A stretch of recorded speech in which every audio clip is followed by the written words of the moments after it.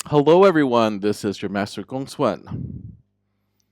And today we will continue with our study of the WenZi, further teachings of LaoZi. Today we will be studying chapter 39. Let us begin. LaoZi said, to use the mind for purposes of pride and aggrandizement, so essentially showboating, to make yourself look good, is like a gusty wind or a violent storm. It cannot last long. Therefore, sages control this by means of the way, holding it to unity, contriving nothing, and thus not diminishing harmonious energy. So, essentially, pride bad. They see the small and remain flexible. They are retiring and not possessive. They emulate the rivers and the seas because the rivers and seas do not act on purpose. They come to be known for their merits by a natural process of development. Anyway, there's a lot more to this chapter, but as usual, I just pick and choose the most interesting paragraphs. Which makes sense, right? We Taoists like nature and we try to emulate or at least act harmoniously in alignment with nature and not against it. So we remain flexible like the waters. We are not possessive.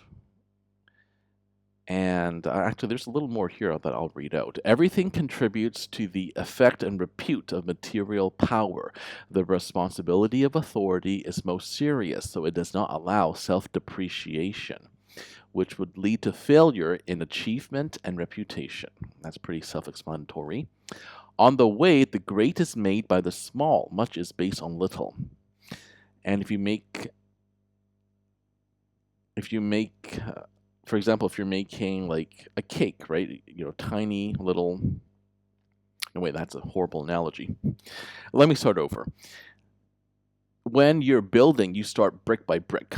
The pyramids, or to use a Chinese example, the Forbidden Palace in China, or the Great Wall, that was made brick by brick, right? Remember, in the Tao Te Ching, the journey of a 1,000 miles begins with a single step. Right? So that's how the great was made by the small.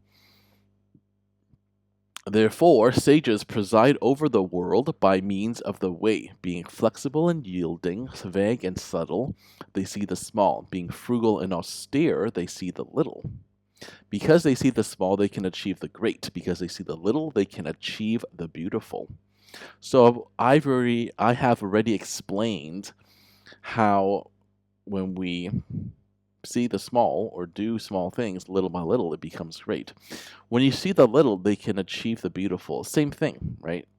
By little building blocks, right? You achieve something as beautiful as the many wonders of the world, the Great Wall or the Forbidden Palace or the Summer Palace. All right, this has been your Master GongSun. Think about that. As usual, keep living in alignment with the Tao.